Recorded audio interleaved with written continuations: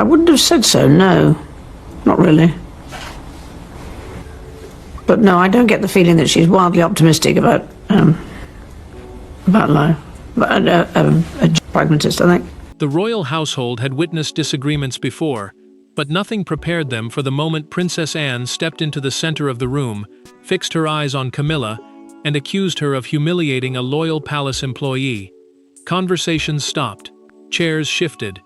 Even King Charles seemed unable to intervene. This was not a private family argument hidden behind closed doors. Anne had chosen her audience deliberately, and Camilla immediately understood that the confrontation could change her position forever.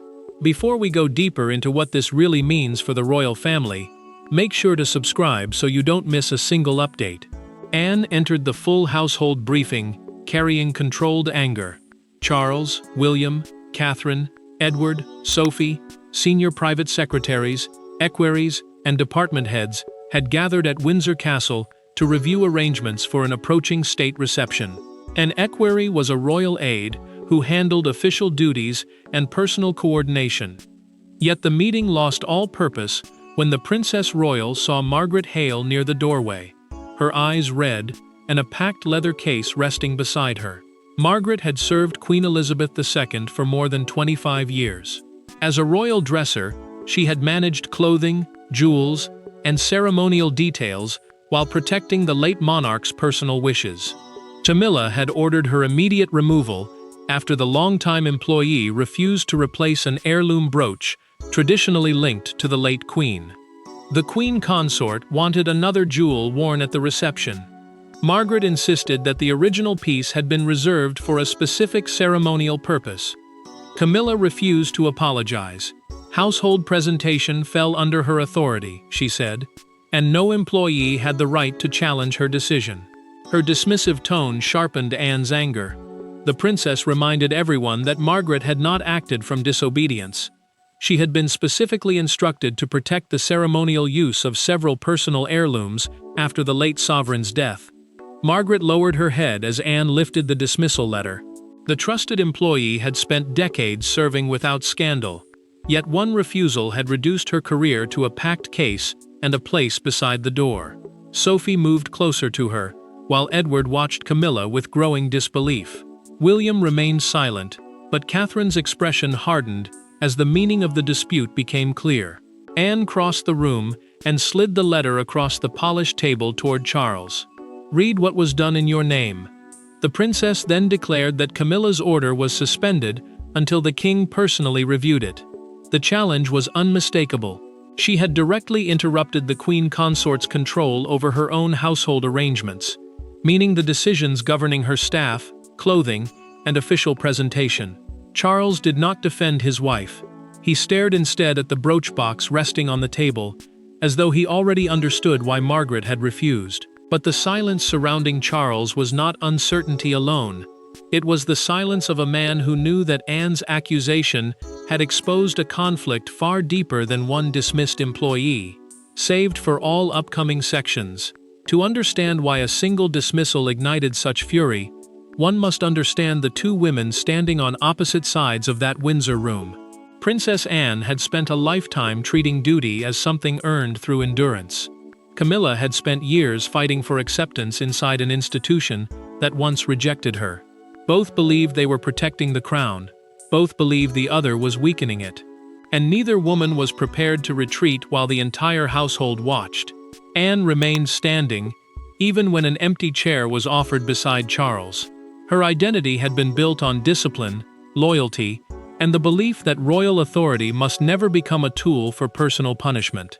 Camilla sat rigidly across from her, one hand gripping the arm of her seat. For the queen consort, control of the household meant more than staff schedules or ceremonial details. It was proof that she truly belonged, and was not merely occupying the place once held by another woman. Anne believed rank had been confused with ownership. Traditions connected to Queen Elizabeth II and Prince Philip were not possessions to be rewritten for convenience. They carried memory, service, and promises made to people who could no longer defend them. Camilla heard that resistance differently. Every challenge from the Princess Royal felt like another declaration that she would never be accepted as queen.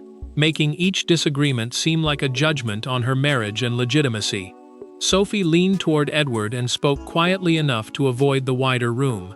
Margaret's removal was not an isolated decision. Two other senior employees connected to the late Queen had recently been reassigned without explanation. The trusted confidant feared a pattern was forming. Edward's expression changed as he looked toward Camilla, while she avoided his eyes. William studied the revised reception plan and noticed Catherine's name beside several household changes. The future king asked whether his wife had approved them. Catherine answered immediately that she had not. The Princess of Wales felt deeply unsettled.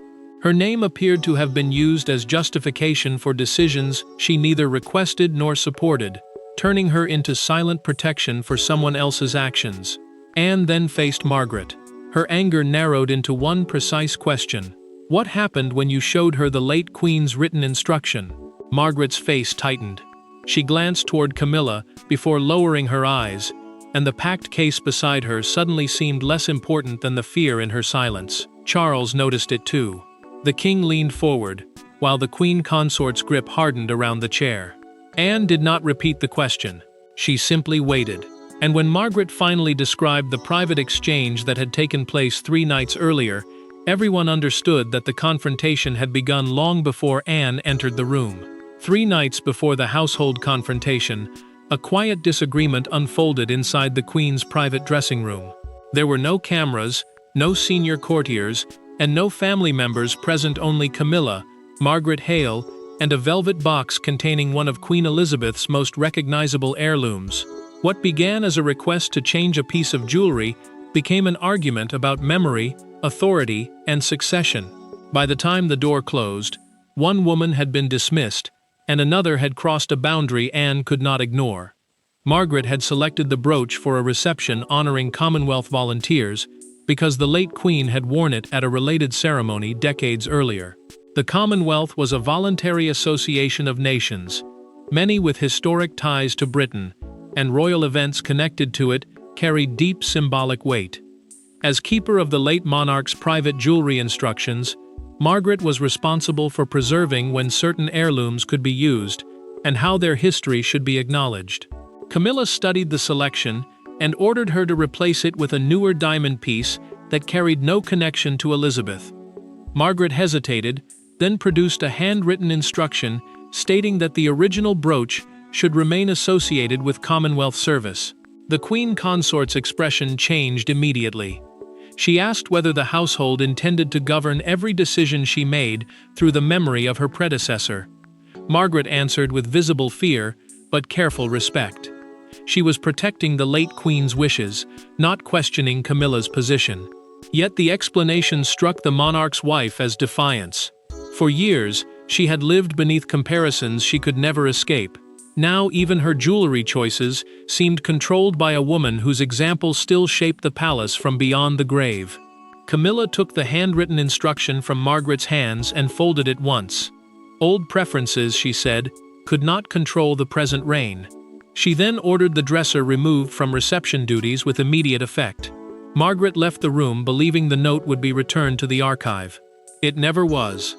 Back inside the household briefing, Margaret placed the empty velvet box on the table. Anne asked where the original instruction had gone. The longtime employee tried to answer, but her composure broke, and she began to cry. She admitted that she had not seen the document since Camilla took it. The room tightened around that revelation. Anne no longer saw the dismissal as an argument over presentation. She suspected Margaret had been removed because she was the only witness who had read the missing order. Charles turned toward his wife, but Camilla remained silent. Anne then told the king that she had already requested the archive copy of Elizabeth's instruction. It was expected within the hour. The missing instruction transformed a family dispute into a question of trust, and when Anne finally turned back toward Camilla, restraint was no longer possible. The household expected Princess Anne to demand an explanation. They did not expect her to deliver a verdict. Standing across from Camilla, with Charles caught between them and the most senior members of the royal staff watching, Anne spoke with the force of years of restrained frustration. She did not raise her voice at first. She did something far more unsettling. She listed every decision, every reassignment, and every vanished tradition that had brought them to this moment. Anne made the issue unmistakably clear. This was no longer an argument about jewelry. It was about whether royal authority could be used to punish loyal employees for protecting established instructions.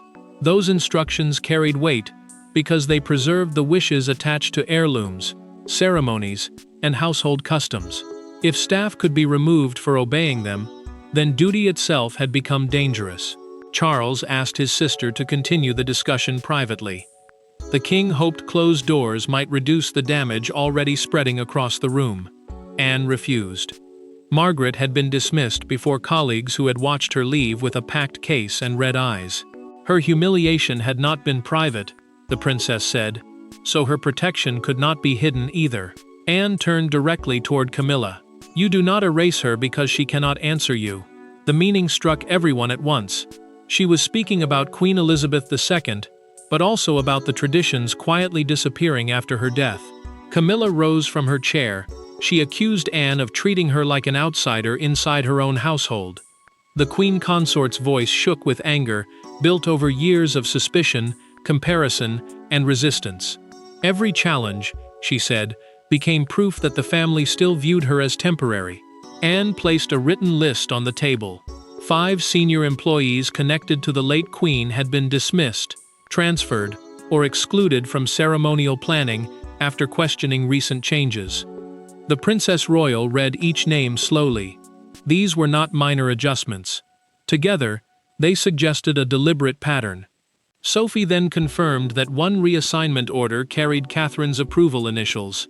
Catherine reached for the document, studied the marking, and stated before the household that the initials were not hers. The Princess of Wales felt her shock turn to anger. Her name had been used to legitimize an action she had never seen. William asked who had authorized it. A senior secretary remained silent before lowering his eyes toward the representative from Camilla's private office. Anne placed both palms on the table. "You were given a place in this family. You were not given permission to rewrite it."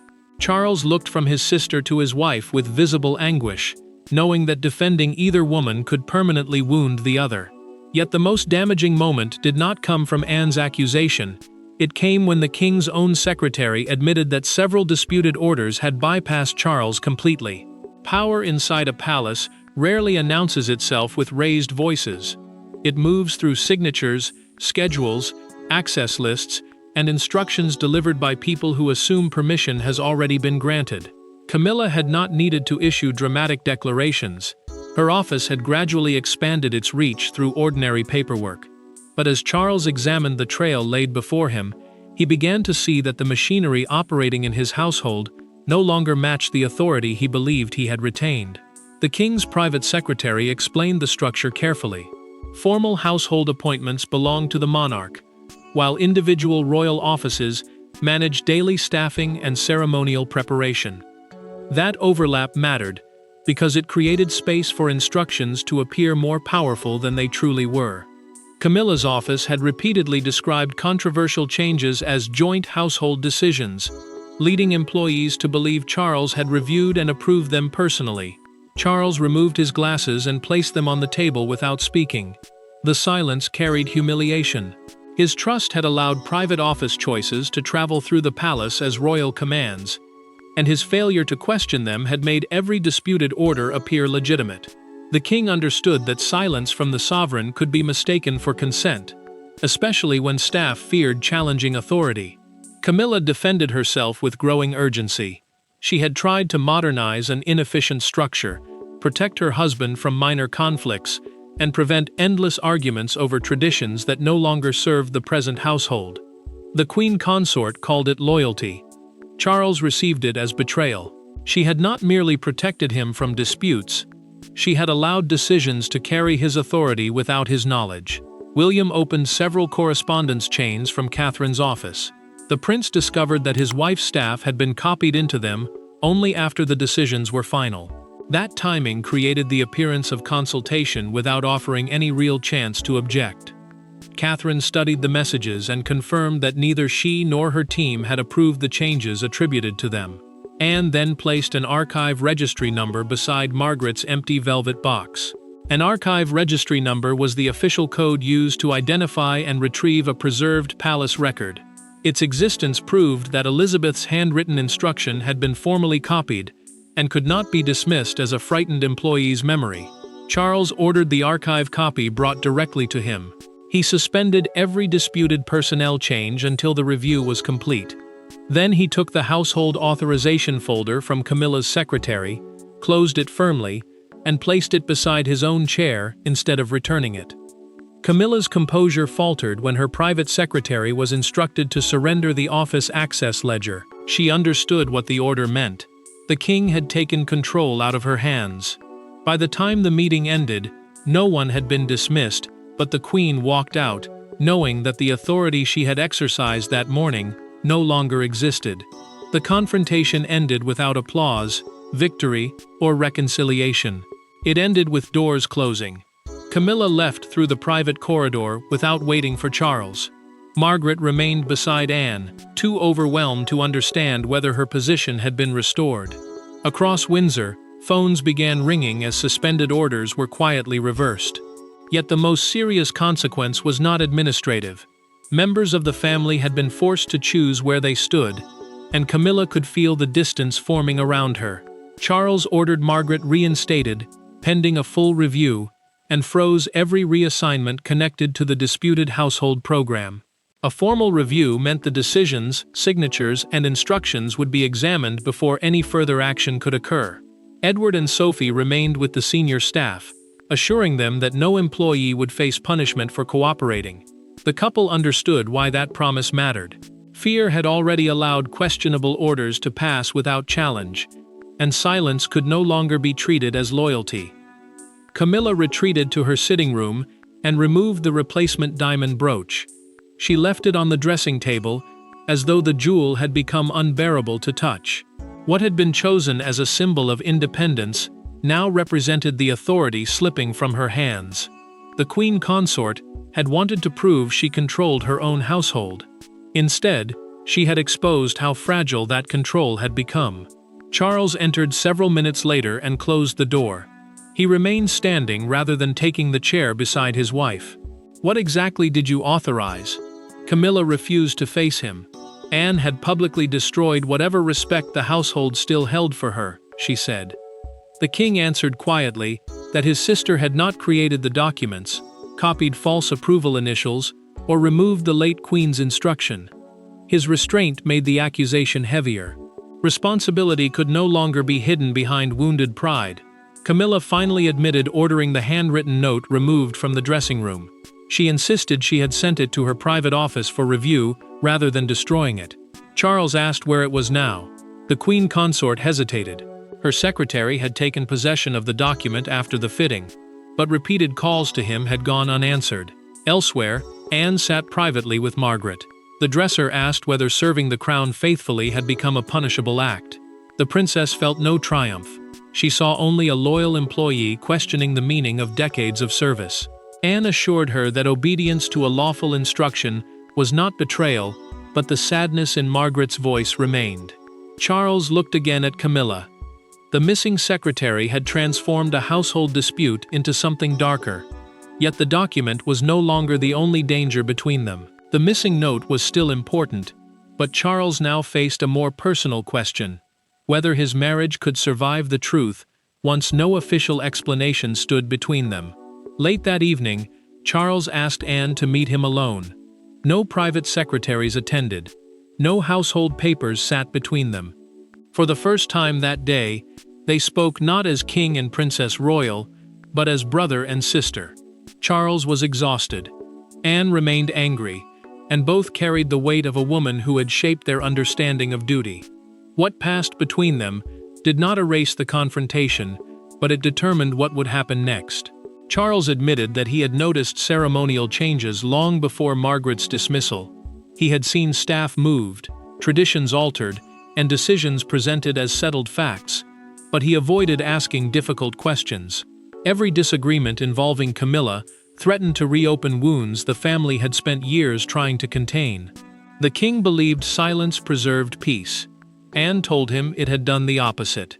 Avoiding conflict had merely transferred its cost to employees who lacked the rank or protection to defend themselves.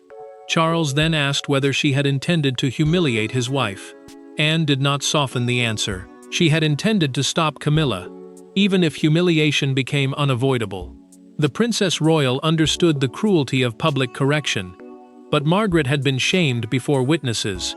A private apology hidden behind closed doors would not restore what had been taken from her. Anne's anger weakened when her brother finally confessed how trapped he felt.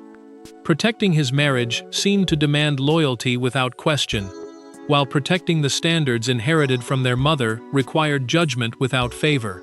Charles feared that choosing duty would look like betrayal. He also feared that choosing Camilla again would damage the crown he had waited a lifetime to serve. The king pushed a recovered handwritten instruction across the small table. The missing secretary had contacted the palace, returned the document, and supplied a signed account. Anne touched her mother's signature and briefly closed her eyes. The note confirmed the brooch had been reserved for Commonwealth service. The secretary also admitted copying Catherine's initials onto 2 orders. Charles continued carefully. The account stated that Camilla had demanded rapid compliance, but had not personally ordered the falsified approvals. The truth separated her from the forgery, yet it did not remove responsibility. Her pressure had created an atmosphere where deception appeared safer than resistance. Charles decided that Camilla must apologize directly to Margaret and surrender independent control over senior household staffing. Anne agreed on one condition: the apology had to occur before the same people who witnessed the dismissal. Relief crossed the king's face when his sister promised she was not trying to destroy his marriage. She was trying to stop his silence from damaging the crown. The following morning, the household assembled again, but this time, Camilla entered without her private secretary, without the disputed brooch, and without the authority she had carried the day before. Palace disputes are usually buried beneath carefully chosen words, but this confrontation refused to remain hidden. By morning, the public knew that a senior royal employee had been reinstated after Princess Anne challenged Camilla before the household. The details were incomplete, yet one image told the nation everything it needed to know. Anne leaving Windsor beside Margaret Hale, walking slowly enough to keep pace with her, while Camilla's car departed through another gate. The palace released a carefully worded statement, confirming that staffing procedures were under review and that Margaret would resume her ceremonial responsibilities. A ceremonial responsibility meant the official duty of preparing historic clothing, jewels, and traditions for major royal occasions. The wording avoided blame, but the meaning was unmistakable. A decision had been reversed, a loyal employee had been restored, and the authority behind her removal was now being examined. Broadcasters quickly framed the dispute as a battle between continuity and control. Anne's reputation for defending service over status became the center of every discussion. Commentators argued that the Princess Royal had protected not only Margaret, but the belief that rank should never excuse humiliation. Camilla watched the coverage in silence as the image of Anne escorting the dresser replayed across the screen. The Queen Consort saw sympathy gather around Margaret and suspicion gather around herself. Every headline seemed to turn one private decision into a judgment on her entire place within the family. William worried that the spectacle would damage Charles more than anyone admitted. The prince feared the king would appear weak, divided, and unable to control his own household. Catherine disagreed. During a documented private conversation, she told him that hiding the truth would create deeper damage than acknowledging correction. Trust could survive a mistake, she said. It rarely survived a cover-up.